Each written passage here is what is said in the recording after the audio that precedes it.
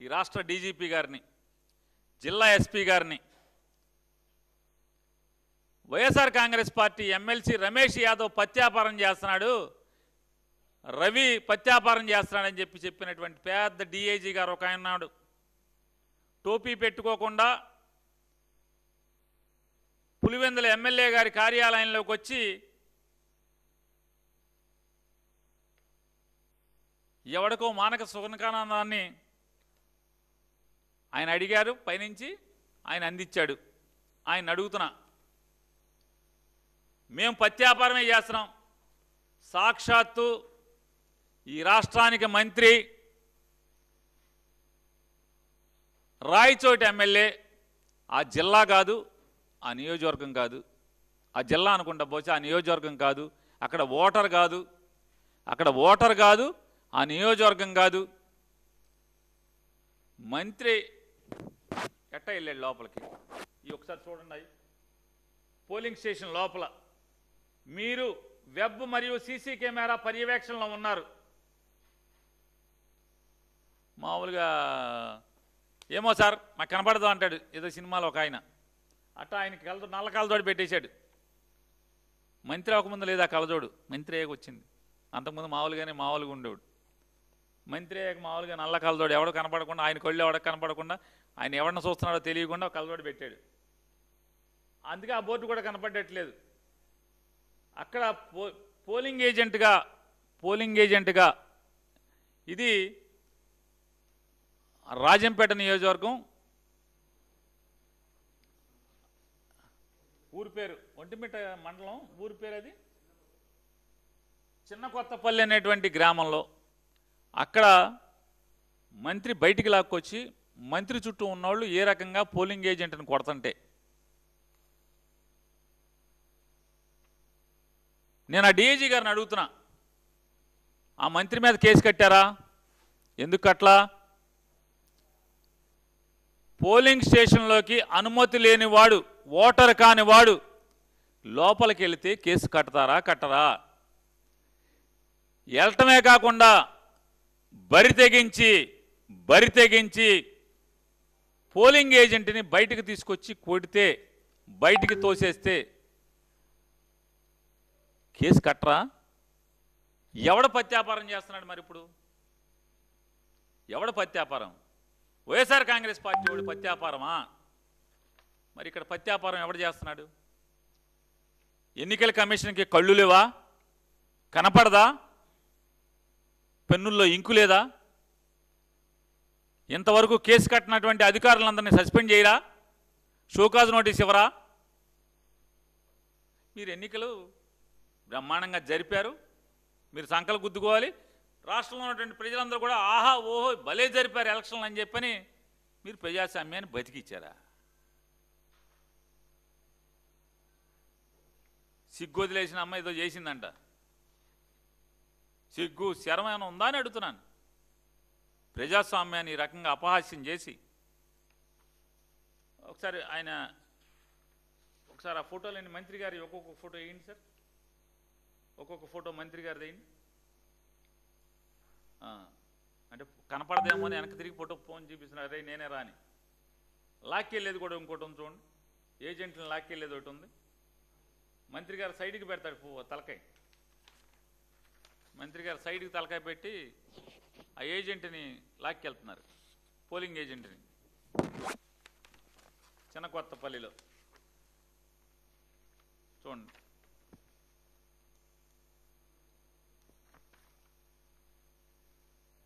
సాక్షిని లోపలికి వెళ్ళనివ్వలేదు కదా, మాయ కాదు, మీరిచ్చినయే, మీ వాళ్ళు ఇచ్చినయే. ఇంత ధర్మంగా ఎలక్షన్ చేశారు మీరు. డీజీపీ గారు, ఒక కుటుంబ యజమాని, తండ్రి, పిల్లలు చెడిపోతే ఎవరిని అడుగుతారు? తండ్రినే కదా అడుగుతారు. పోలీస్ స్టేషన్లో కూడా మోటార్ సైకిల్ మీద ముగ్గురు వెళ్తుంటే కుర్రోళ్ళని, మైనర్లకి మోటార్ సైకిల్ ఇస్తే, లేదా పిల్లలు గంజాయి తాగుతూ దొరికితే, బాగా తాగి బారులో గొడవ చేస్తే దొరికితే అమ్మ నన్ను పిలిచి కౌన్సిలింగ్ చేస్తారు కదా పోలీస్ స్టేషన్లో. మరి ఎవరు చేయాలి కౌన్సిలింగ్? రాష్ట్రపతి గారు చేయాలా? గవర్నర్ గారు చేయాలా? ఎవరో ఒకళ్ళు చేయాలి కదా. మిమ్మల్ని కూడా ఈ రాష్ట్రంలో ఉన్నటువంటి పోలీసులందరికీ కూడా డీజీపీ గారు తండ్రి పాత్రే కదా. మరి చేయరా? మీరన్నా పడుకున్న ఇప్పుడు ఏం చేస్తారు? కౌన్సిలింగ్ పోలీస్ స్టేషన్ పిలవగానే చెడిపోయిన కొడుకుల్ని తండ్రి డమా డమా బాత్తాడు పోలీసుల ముందు. యాదవా నా కడుపుని చెడబుట్టావు, ఏంట్రా ఇంత పాపాలు ఏంట్రా, మేము అంత పద్ధతిగా పెంచాము నేనని. అట్లా మీరెవరిని నేను చర్యలు తీసుకోరా? కేసులు కట్టకపోతే ఎలక్షన్లో ఈ రకంగా చేస్తే కేసులు కట్టకపోతే చేయరా?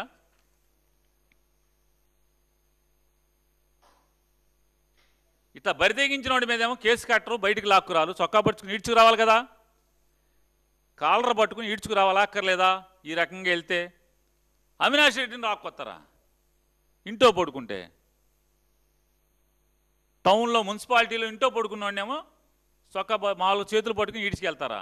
ఓ పోలీస్ ఆయన అంటాడు, ఏయ్ రండిరా నాకు చెయ్యి అందట్లేదు అవినాష్ది, లాగండి, తొయ్యండి కింద నుంచి తొయ్యండి అంటాడు.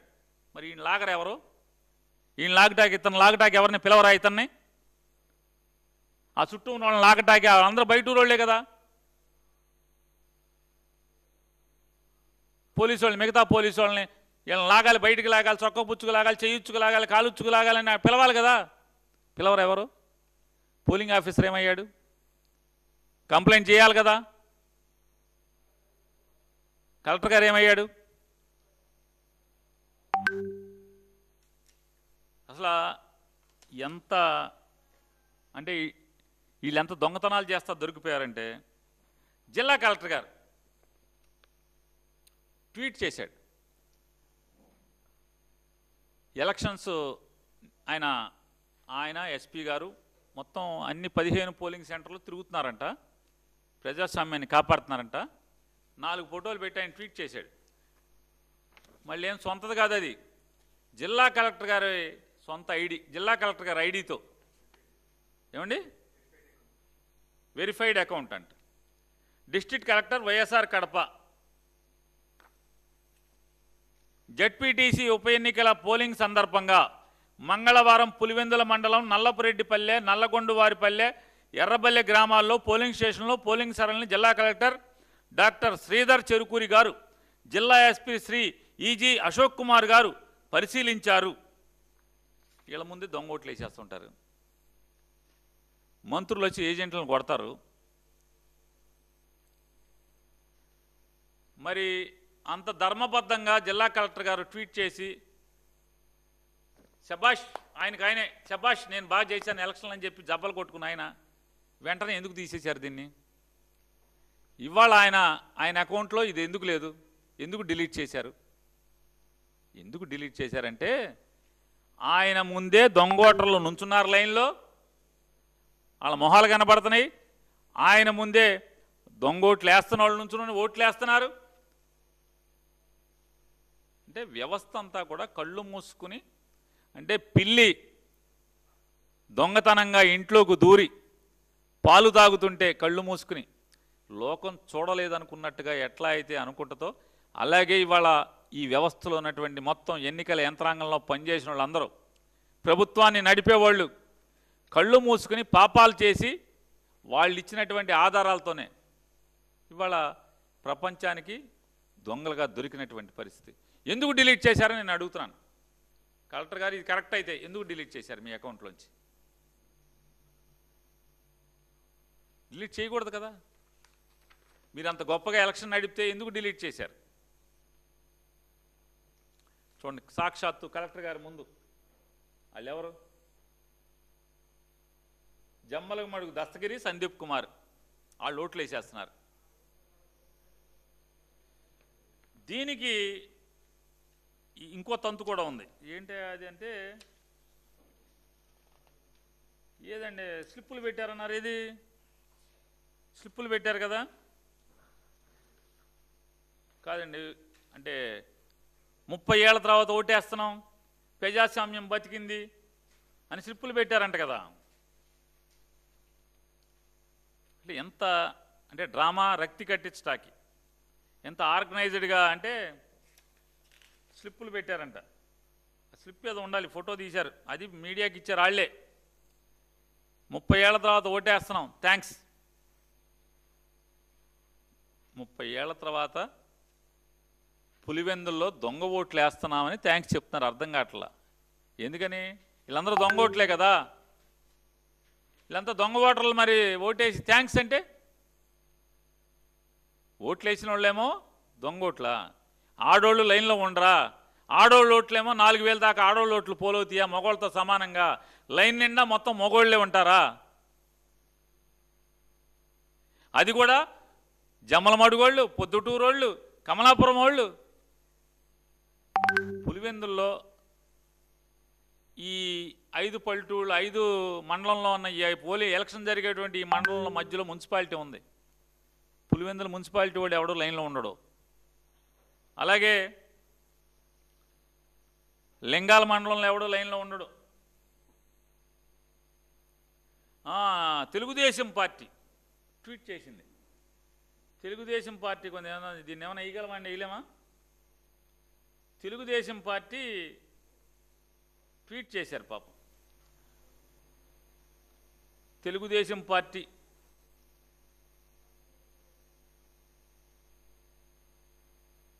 వస్తుందండి, ఈలోపు నేను చదువుతూ ఉంటాను. ఒక్క స్లిప్పు చాలు 30 ఏళ్లుగా పులివెందులలో జగన్ అరాచకం ఎలా రాజ్యమేలిందో చెప్పడానికి. అక్కడ ఎప్పుడు ఎన్నిక జరిగినా ప్రత్యర్థులను నామినేషన్ వేయనిచ్చేవారు కాదు. ఒకవేళ పోలింగ్ అనివార్యమైన ప్రజలను ఓటు వేయనిచ్చేవారు కాదు. ఇన్నాళ్లకు కూటమి ప్రభుత్వ పుణ్యమాని పులివెందుల్లో ప్రజాస్వామ్యబద్ధంగా ఓటింగ్ జరిగింది. Freedom after 30 years Pulivendula Andhra Pradesh. ఇది స్లిప్పు. 30 సంవత్సరాల తర్వాత ఓటు వేశాను, అందరికీ దండాలంట. ఎవరు వీళ్ళందరూ? ఎవరో జమ్మలమడుగు అటు పేర్లు అయ్యే ఉన్నాయిగా.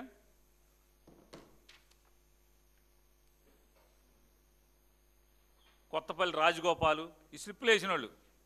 కొత్తపల్లి రాజగోపాలు, అలాగే హనుమంతగిరి పోసిన పోయిన బాలు, కమ్మాల దిన్నె కొళ్ళాయప్ప, గజ్జల నారాయణ. వీళ్ళు 30 ఏళ్ల తర్వాత దొంగోట్లు మామూలుగా వేసి దొంగోట్లు వేసి వీళ్ళందరూ కూడా 30 ఏళ్ల తర్వాత ఓటు వేసామని తెలుగుదేశం. మీ బతుకు మీరే బయటెట్టుకున్నారు.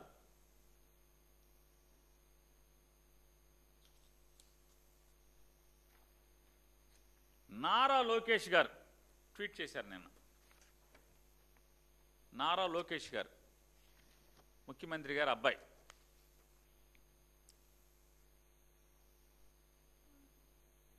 ఈ జనసేన ఎమ్మెల్యేలు కొంతమంది ఏమో ఆయనే డిఫాక్టో సీఎం అండి, చంద్రబాబు